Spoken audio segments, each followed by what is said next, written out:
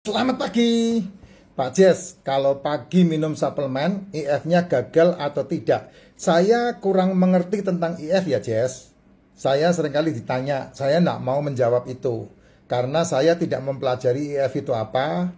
Keto juga saya tidak tahu apaan itu keto. Ya, saya hanya tahu cara hidup sehat dengan tidak makan. Itu cara-cara yang saya pelajari dengan baik. Ya, tidak makan di waktu pagi artinya tidak sarapan adalah sarapan yang terbaik. Itu versi saya. Kalau malam hari tidak makan itu adalah versi yang terbaik dalam kesehatan, yaitu pagi tidak sarapan dan malam tidak makan. Jadi makannya di antara jam 1 sampai jam 7. Itu oke. Ya. Kamu jam 1 sampai jam 7 mau makan apa saja tidak ada masalah. Tidak dilarang. Ya, selama kamu masih fit, selama kamu masih sehat, tidak makan pagi dan tidak makan malam, itu akan menjadikan kamu lebih sehat. Yang badannya endut akan menjadi singset, karena berat badan pasti turun.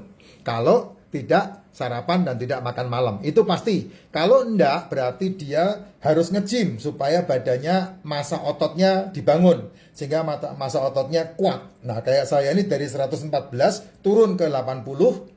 Nah, sekarang saya di antara 84, 85, 86, 84, 85, 86, sekali-sekali 87, itu turun lagi. Itu saya alami setiap saat. Jadi saya tidak naik lagi sampai ke zaman-zaman yang dulu lagi. Karena saya sudah memberhentikan semua asupan yang berhubungan dengan nasi. Apalagi pagi hari. Pagi udah pasti saya tidak makan. Malam hari saya makan terakhir, ini tadi saya makan terakhir sekitar jam 7 hari ini. Makan terakhir jam 7. Sampai rumah ini baru setengah 10 saya baru sampai rumah. Ya, ini sangat penting sekali karena berhubungan dengan kesehatan. Terutama untuk kamu yang berusia 35, 40, 45, 50 tahun ke atas. Itu paling pen. Kalau kamu masih belasan tahun, puluhan di bawah umur 30 tahun, ya walau alam lah. Saya enggak pernah paham itulah ya. Itu kamu mengatur kehidupanmu. Karena rata-rata umur 30 tahun kegiatannya masih banyak, aktivitasnya masih luar biasa tinggi, sehingga tidak perlu dikhawatirkan ketika makannya banyak. Apalagi kamu setiap hari nge-gym, kamu setiap hari kamu jalan kaki, kamu setiap hari kamu naik sepeda, kamu setiap hari bekerjanya di lapangan. Nah, itu buat saya makanan apa aja habis dimakan oleh, kalorinya habis dimakan oleh otot. Karena apa? Karena kamu beraktivitas. Itulah sebabnya ya, kamu pernah melihat tontonan di TikTok atau di Instagram, saya tidak tahu apakah kamu pernah melihat atau tidak. Atlet-atlet gym yang badannya berotot itu dengan tangan satu ngangkat emas 25 kilo tidak bisa. Atlet gym termasuk yang namanya Adirai atau siapa itu yang kemarin menang Olimpiade bodybuilding itu dia pasti tidak kuat itu ngangkat emas 25 kilo dengan satu tangan. Tapi kalau dibandingkan dengan tukang, dibandingkan dengan pekerja-pekerja proyek yang setiap hari ngangkutnya semen, yang setiap hari ngangkutnya batu bata, yang setiap hari ngangkutnya beras, yang setiap hari ngangkutnya itu pasti dengan tangan satu diangkat itu 25 kilo itu. Beban emas panjang segini ya, 25 kilo dengan tangan satu pasti diangkat. Kalau bodybuilder pasti digenggam baru bisa keangkat. Ya, saya 20 kilo masih keangkat, digenggam. Tapi dengan dicengkiwing begini, tangannya bentuknya begini ya, tidak bisa. Jadi bentuknya begini, emasnya segini, ngangkatnya begini. Nah, itu 25 kilo tidak keangkat. Nah, itu bukti bahwa otot pekerja lapangan lebih tajam dibandingkan dengan bodybuilding. Itu dia, makanya orang-orang bodybuilding tidak boleh belagu. Jangan ngeledek orang-orang yang bekerja di lapangan. Itu yang teman-teman yang kerja di PJAK yang ngurusin rel kereta, hati-hati, mereka lebih kuat dari kamu fisiknya. Kenapa? Vitamin D3 sama vitamin D3 dalam dirinya sangat penuh banget. Sehingga kalau dia melengkapinya dengan K2, pasti yang namanya fosfor sama kaliumnya masuk ke tulang dengan baik banget ya. Ini untuk pemahaman aja, ini bukan saya sok-sokan, enggak, saya untuk pemahaman supaya teman-teman bisa paham ya, supaya pertanyaan ini kalau pagi minum suplemen IF-nya batal, tidak ya. Kalau menurut saya justru supplementation itulah yang mencukupi nutrisi mikro di dalam tubuh kita. Gitu. Kalau kita tidak tercukupi mikronya, pasti kamu tidak kuat, tidak sarapan dan tidak makan malam. Pasti kamu laparan. Apalagi makananmu karbo, pasti 2 jam kemudian lapar, 2 jam kemudian lapar. Kenapa orang-orang jam 11 malam masih nyari nasi goreng? Kenapa orang-orang jam 11 malam masih nyari ketupat sayur? Karena makanannya karbo. Kalau kamu makanannya protein, udah di rumah jam 8 dan kamu udah makan di antara jam 5 atau jam 6, jam 7, jam 8, jam 9, jam 10, mulutmu nggak akan ngunyah lagi. Kenapa? Karena kenyangnya maksimal. Dan orang yang mau tidak makan 24 jam, orang yang mau tidak makan 48 jam, nutrisi tubuhnya harus terpenuhi, tidak boleh tidak. Kalau tidak, ya anfal kamu. Bukan dapat sehat, ya tambah dapat penyakit.